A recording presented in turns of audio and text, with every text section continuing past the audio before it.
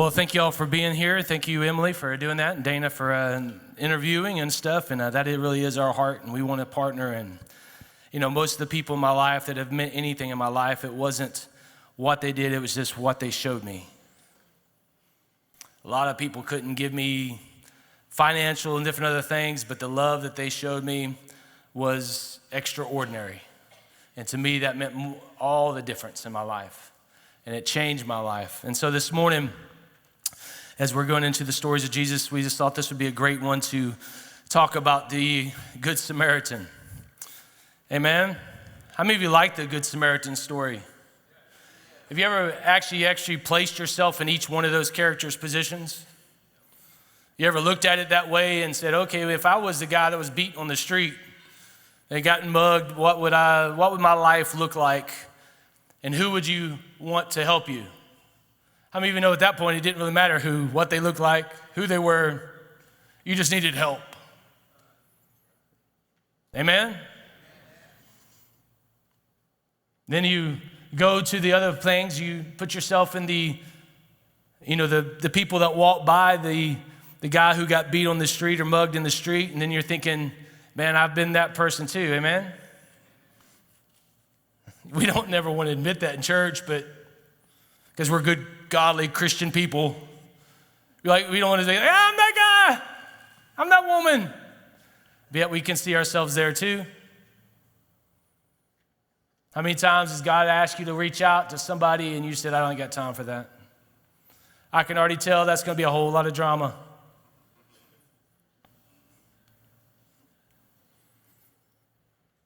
You already know it.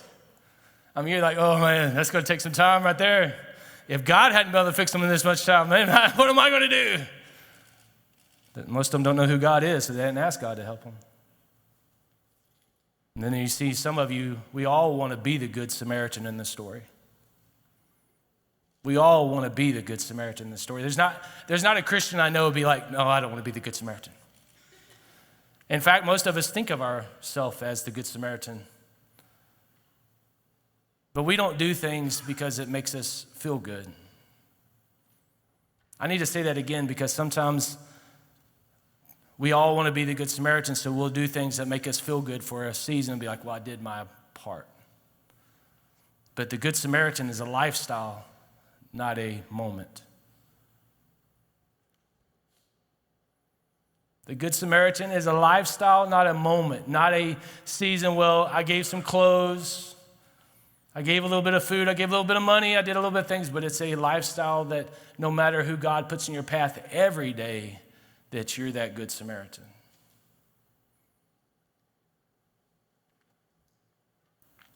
Man, you got quiet. Luke 10, 25 through 37. Yes, I am aware of the time. It's going to be fun. On one occasion, an expert of the law stood up to test Jesus. He asked, what must I do to inherit eternal life? What is written in the law? He replied. How do you read it? And he answered, love the Lord your God with all your heart, with all your soul, and with all your strength, and with all your mind, and love your neighbor as yourself. Most of us want to say that we love God with all of it, every part of us, our soul, our mind, our heart, our strength. I mean, we say that. And then it says, love your neighbors yourself. And in our minds, we want to say that we love our neighbors ourselves. And Jesus said, pretty much was saying all the other things are meaningless. Just a chasing after one wind, as Solomon would say, all those other things in life are meaningless unless you love the Lord your God with all your heart, soul, mind, strength, and all those things. And then love your neighbor as yourself. Everything else is just meaningless. It don't matter what you do in life. If you don't get those two right, it's just a waste. But that loving your neighbor as yourself, I've shared this story because we do want to be a house of grace, and we do want to teach that to people. We want to be that to those people around us that need us because we've all needed somebody like that in our life. Amen?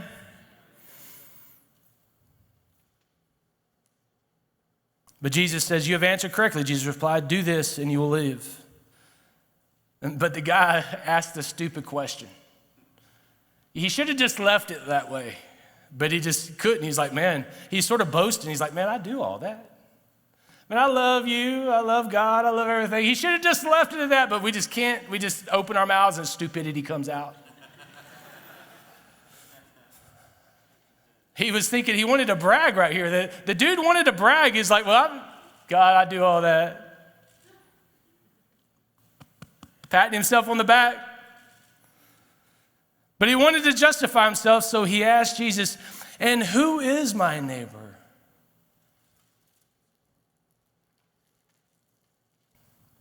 Like I said, I get smarter as a Christian as I get older. I don't ask questions. I'll just be honest, I just don't ask those questions. It's like, I know who my neighbor is, but I ain't going to ask God because he's going to show me. I know I will not like the answer, so I don't ask. Who is my neighbor? Jesus is about to rock his world. How many of you know if we really get honest and we really want to help people, Jesus will rock your world with it too? Because we all have in our minds who's acceptable that we want to help. I don't care who you are in your mind, you already say, well, hey, I'll help these or these or these. We'll always ask in our mind, we always have a picture of what that looks like. And Jesus' picture is always different than mine.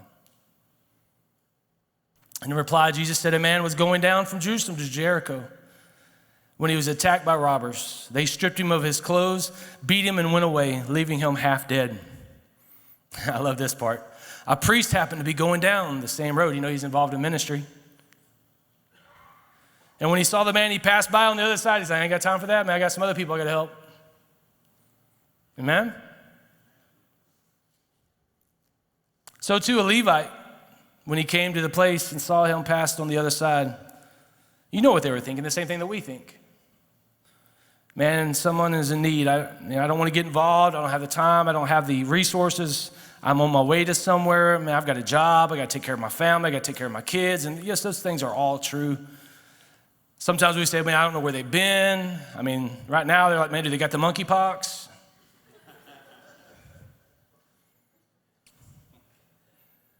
Our society has gotten bad about saying so many things and forgetting about people because people get messy. Verse 33, it says, but a Samaritan, as he traveled, came there. The man was, and when he saw him, he took pity on him. He went to him and bandaged his wounds, pouring on oil and wine. Then he put the man on his own donkey, brought him to an inn, and took care of him. The next day he took out 2 denarii and gave them to the innkeeper. Look after him, he said, and when I return, I will reimburse you for any extra expense that you may have. And Jesus said, which of these 3 do you think was a neighbor to the man who fell into the hands of robbers? The expert in the law replied, the one who had mercy on him. Jesus told him, go and do likewise. You know, Jesus is telling us the same thing today in our lives. It says, go and do likewise to the neighbors that we don't necessarily like, agree with. But see, when we see in this story that there were all the people who should have been meeting the needs and helping were too busy, preoccupied. Didn't want to get their hands dirty or just look down on the man who needed them to love him. We forget about people had to do to get where we used to be. I always ask this question because I want us to remember back in some of these things is, where did somebody have to reach down and pull you from? How bad were you beaten? How bad were you laying on the street or somewhere where God sent somebody to come and grab you? Maybe you were growing up in church all your life. Maybe you haven't had the testimony that I've had, and I grew up in church. But if it wasn't for some honest conversations and some people that reached out to me, one of my youth pastors growing up, if he hadn't sat down and had an honest conversation with me, I don't know where my life would be. Showed me love in the midst of all my things I was going through. He knew what I was going through, but he showed me love. Jesus uses Samaritan to teach the Jews a lesson. I remember I always say this when I read the story, but the Samaritans, they hated. The Jews hated the Samaritans. They thought they were half, they were not full-blooded Jews, and so they hated them for that. The two disciples in the Bible always use this story because I think it's so funny. The two disciples, Peter and John, asked if they could call down fire to burn up the Samaritan city. They hated the Samaritans. They wanted to call fire down to burn up the whole city. I think that's just crazy. I never once in my life, I'm not saying I'm better than they were, but I never have once asked God, hey, God, I don't like this place. Can I burn down? Of course, I hadn't been to California, so I don't know. Bad joke. I'm just joking. I never had to ask God to burn down any things. No town or village, but they considered it impure, detestable. But yet the Samaritan in this story, the one who took care of the person who hated his race, wasn't even supposed to associate him, when he was supposed to talk to a Jew. And yet when he saw him in need, he said, I don't care what anybody else thinks. I'm breaking protocol. I'm going to go to somebody who needs me. Jesus uses a hated people to teach about love in this story. Jesus used somebody he knew that the Jews wouldn't even want. And so when he uses this Samaritan to show love about who is your neighbor, man, a race that, man, the Jewish people couldn't stand to be with, not supposed to talk to him, not supposed to associate with him. That's the reason when Jesus was sitting at the woman at the well, he was talking to a Samaritan woman, and the disciples came up and said, what are you doing? But yet that woman needed help too. She had a pretty sordid past herself. I mean, she'd been married 5 times. But Jesus thought it was worth his time and the effort to reach out to her, to show love to her. And the whole city got saved because of it. See, we used to think a lot that, and we still do, I mean, I still think this is a great thing, but I said this before too, it says we always are supposed to put God first and others second, and then it goes ourselves last.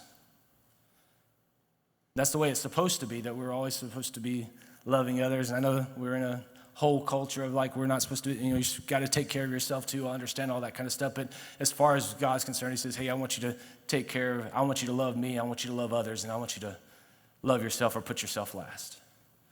And that's not a very common teaching nowadays. I'm just being honest with you, especially in our culture that we live in now. I mean, that's not being taught, hey, let's put God first, others second, and then us third. I mean, that's just not common. I mean, how many of you, if you've ever been out in the world tomorrow, when you go out in the world, how many of you know that that's not very, it's usually like, I'm going to get mine. I don't care if I have to step over anybody, I'm going to get mine. So it's not being taught. So number one this morning, so I'm going through this for just a little bit of time, but it says the number one point is, who is our neighbor? This is sort of a crazy one, is who is our neighbor? And so I define this as anyone created by God. Is that broad enough? Is that okay? Who is your neighbor? Anyone created by God, which pretty much that's 100% of every person. I mean, they were all created by God. So who is your neighbor? Everyone. Everyone is your neighbor. Everyone is your neighbor. So let me just say this. So I just put sort of a list of who could be your neighbor. People, your neighbor. Good people are your neighbor. I mean, it's great to have a neighbor that are good people. It's great to have a neighbor that are good people. How many of you know that sinners are your neighbor? How many of you know that hard to love people are your neighbor? I mean, every one of us have a situation that you're trying to love somebody and they're not loving you back. How many of you have a situation right now that you're trying to love somebody and they're not loving you back? And yet, as many times as sometimes we have to put honest boundaries and we have to do that kind of stuff to those people, they're still our neighbor, and how we talk to them and how we interact with those people, we still have to love them as Christ loves the church. I mean, we still have to interact with them. That doesn't mean that you can't set healthy boundaries and do that kind of stuff, but in everything that we're supposed to love our neighbor. Good people are our neighbors, annoying people are our neighbors. As I'm reading this list, you're thinking of people right now in your mind. Annoying people, how many of you picked up 3? At least 3. When I said annoying, you're thinking boom, boom, boom, boom. Yeah, some of you are still thinking. Some of you you're writing them down on a piece of paper right now. Sick people are our neighbors. Our family are our neighbors. Family is the toughest one sometimes to be a neighbor to. Some of you are like, man, I was born into the wrong family. And yet you look like everybody. Hurting people are our neighbors. Abused people are our neighbor. Obnoxious people. People of, again, the opposite political party are still our neighbors. Just because you disagree with them about if they're blue or red or whatever spectrum they're on, about their voting rights, they're still our neighbors. So who is our neighbor is everyone that God created. So I want you to understand that. So as we're identifying this morning, what is God asking you? So your neighbor could look different to you every day that you wake up. Because sometimes your neighbor is whoever God has put in your path that day. My neighbor is the person at the restaurant who totally screwed up my order. And they may be having a horrible day, and it wasn't even their fault anyways. It's the cook in the back they're trying to train. That neighbor is that telemarketer.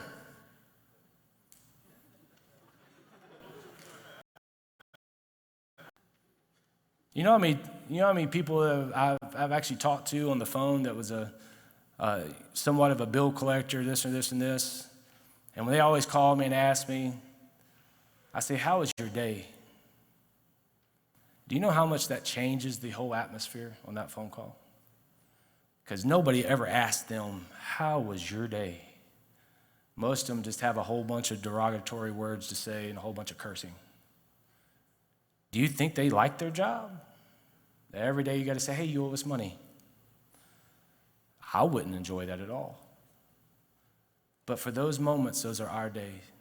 Most of us, sometimes we think that being a neighbor to somebody is to go to the length of this Good Samaritan of having to take them and care for them and all that stuff. But you know what the simplest thing sometimes of being a good neighbor is just having a great attitude and having an encouraging word, a hug, a smile, lifting them up every day. Say, man, you can do this as your team at work or school or whatever. Just having an uplifting word at that moment can change the whole atmosphere.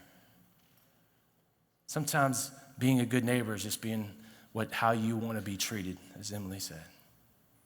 You still with me this morning? Number 2, go the extra mile. Jesus tells another thing. He said, if anyone forces you to go 1 mile, go with them 2 miles. And back in the day, if a Roman soldier, he had a whole bunch of luggage or different other things he wanted you to carry, the rule is if the Roman soldier told you, hey, you have to carry my luggage, the law was that you had to carry his luggage for 1 mile. How many of you know I would have hated that?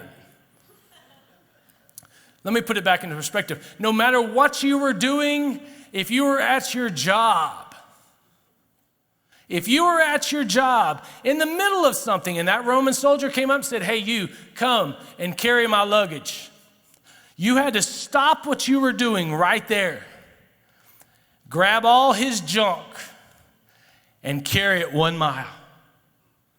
I mean, no, that wouldn't be very, very exciting at all. And then in your breath, you're like, you take your own luggage. You know, they didn't even like the Romans. And Jesus said, hey, if they ask you to carry it 1, just to show my love, carry it 2.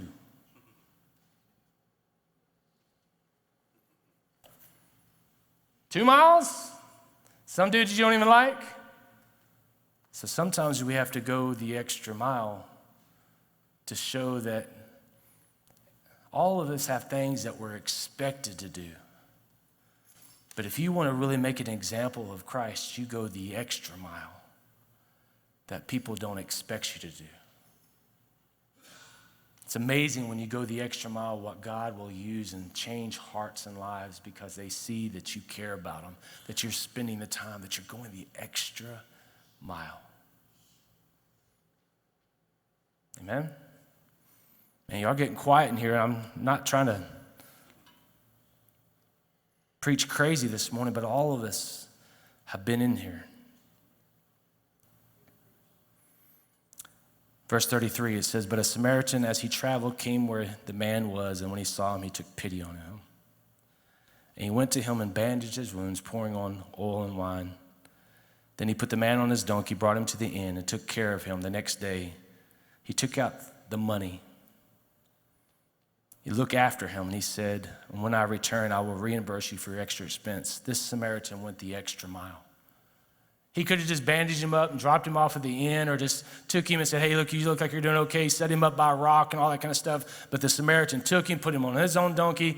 I'll be honest with you, I mean, if I'm riding a donkey, I'm just being honest with you, I don't really like to walk very far, trying to get better at that. But I'd be like, hey, maybe we can drag you behind the donkey. You know what I'm saying? You already heard. I mean, I don't know.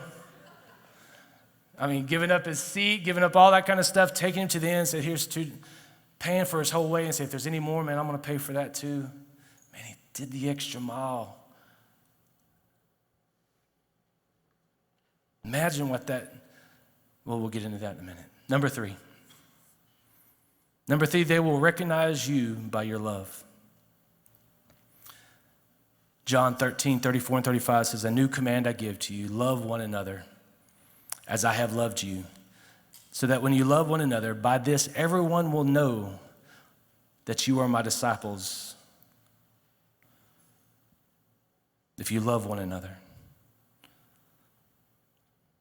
How will they know that you are my disciples? That you love one another.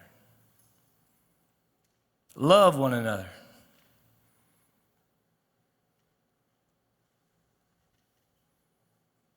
I had a father and son were driving home from church one day,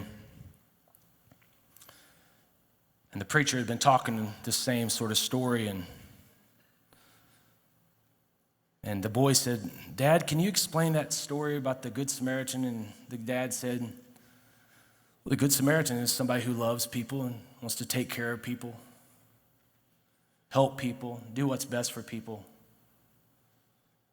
And the son looked at his dad and said, do we know anybody like that? He didn't even recognize it in his own dad. Let me ask you the question. When people look at your life, do they see the love that makes you think, man, that's Christ? That's Christ.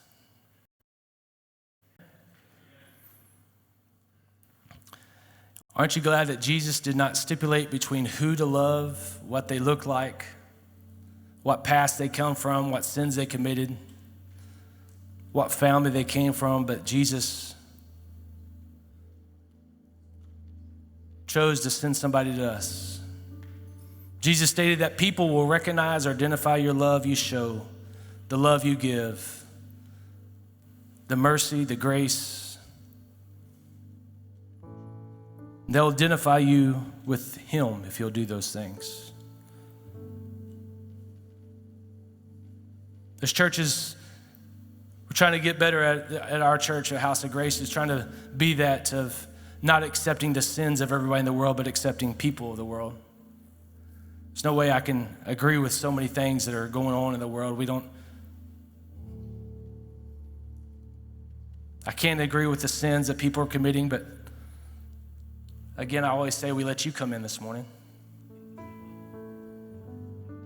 You're here. We didn't have a list of saying, hey, you can come in the door unless you're doing these. It'd be a small crowd this morning.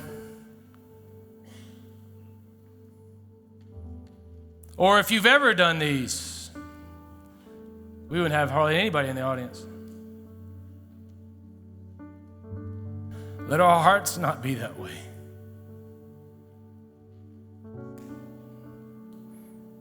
I want them to identify our church as, and each person that goes to our church as, say, man, I see the love of Jesus in that person. I want them to see each one of you like that too. I want them to see that in our church, in our leadership, and everything that we do. I want them to say, man, we see the love of Jesus there. John 1:4-8, it says that anyone who does not love does not know God, because God is love. That's tough. Anyone that does not love does not know God.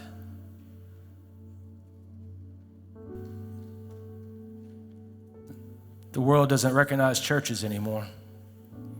As Emily was saying even earlier, they've been hurt even in church because people putting their nose down.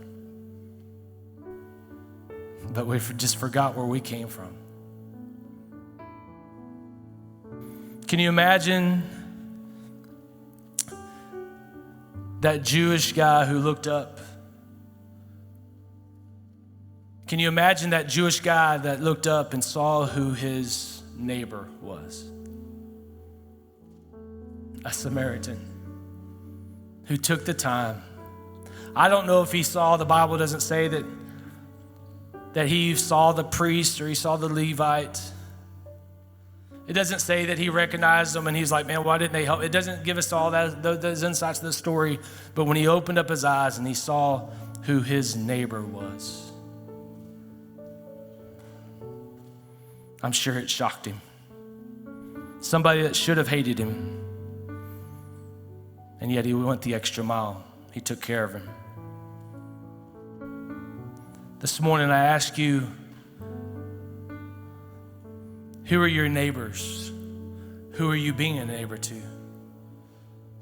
There's people around you right now that are hurting. We're all busy. I'm busy. There's not one person in our culture is just crazy busy. It's just overly, stupidly crazy. Every one of us has duties. All of us have things. But I ask this morning, who is your neighbor? Who is God bringing into your life? Day by day by day. You may be surprised. You may be going through something right now and you won't even accept help from somebody because they totally different than you. But God's saying, I'm sending them to help you. And on the other side of the spectrum, you may be thinking, man, I don't know if I'm a good neighbor. And those people thinking, well, I don't really want help from you either, but that's God sending you to help them. On either one of those things, will you be a good neighbor this morning? Will you be a good neighbor? Most of the biggest things I tell people that when they are asking what they need to do to get out of the situation they're at, I said, give back. Give back to somebody that needs help. Because when you do that, it takes the eyes off of your problems, your situations, and God will use you to touch somebody else. If you've ever received help, then give help. If you've ever been encouraged, then encourage. If you've ever got to a place where you just don't know what to do and you need answers, then allow somebody to talk to you and give them advice, mentor them in situations that they could never work out themselves. I don't know what it is this morning, but I ask every person to bow their heads and close their eyes.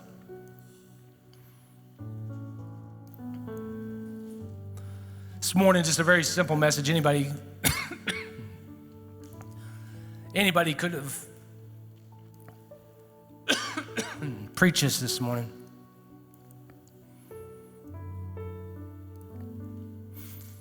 But I'm asking you, if you're honestly saying this morning, I want to be a good neighbor. I want to be a good neighbor. I want to help those around me. And you're willing to say this morning, I'm asking that the Holy Spirit would show me.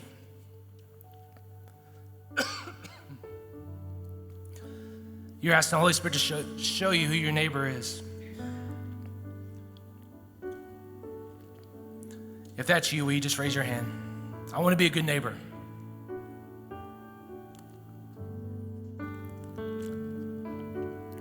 Okay, a lot of hands.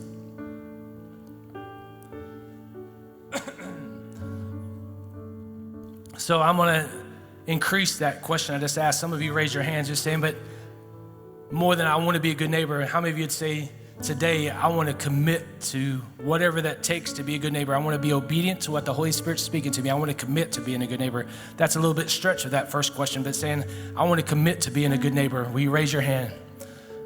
I want to commit to being a good neighbor. So let's pray that commitment. That's what we all want to be in this story. Father, Lord, we ask that you would help us commit to being a good neighbor today. That we would be obedient to the people that you've placed in. We can't do for everybody, but we can do for one what we wish we could do for everyone.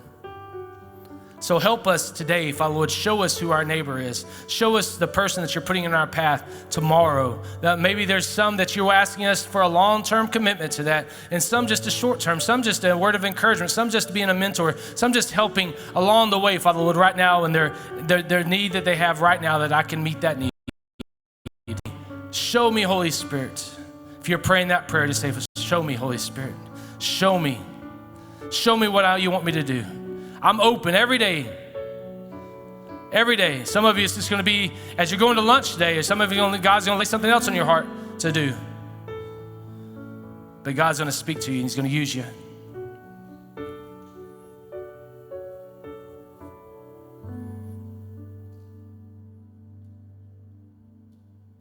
Some of you, and I'm closing with this last question. Some of you this morning, you may be feeling like that guy that got mugged and just beat up on the street.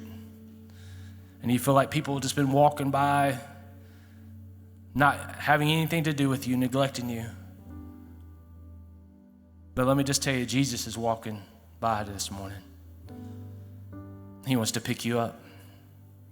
You've never given your heart to Christ, or you need to recommit your life to Christ this morning. You need God to do something new in your life. You just feel beat up and you just feel wore out. You need Christ to help you this morning. Will you raise your hand? I want to pray for you this morning. Anybody in the room? Let's wait just a moment more.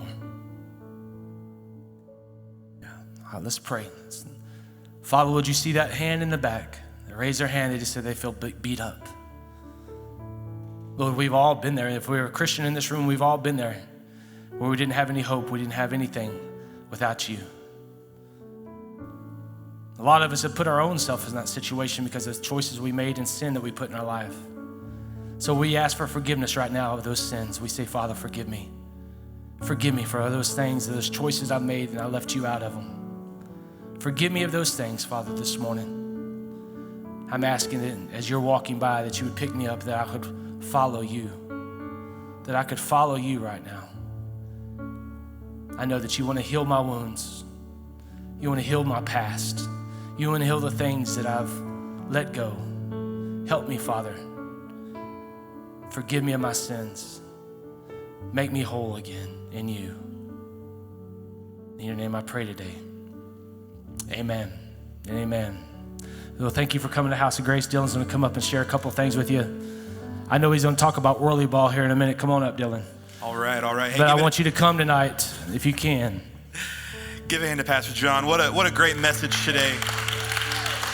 It challenged me today. I hope it challenged you as well. Hey, if that message did challenge you today, or maybe, I'm not trying to be funny, but maybe you know someone who needs to hear it today.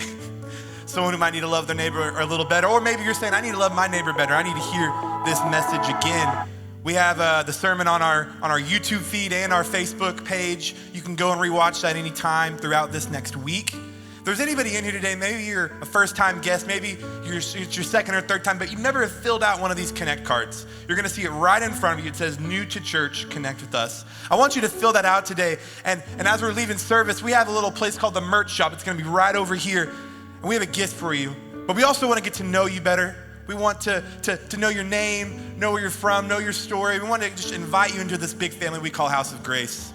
Hey, like Pastor John said, we have Whirly Ball tonight at 5:30. Is there anyone in here who's excited for Whirly Ball tonight? We got a few people in here, yeah. I have no idea what Whirly Ball is, but it sounds so much fun. I'm gonna be there, and I hope y'all are gonna be there as well. It starts at 5:30. Let's say you have some kids and you need some childcare. Well, hey, we're gonna have childcare here starting at 4:45 to 5. You can drop off your child here and then head to Whirly Ball. And so, hey, if you wanna come and hang out tonight, we even have childcare for y'all. One last thing, if you have any kids that are in Royal Rangers, we have a camp out meeting that's gonna be happening right after service, right after I'm done speaking in the Royal Rangers room, right over there. But other than that, y'all have a great Sunday.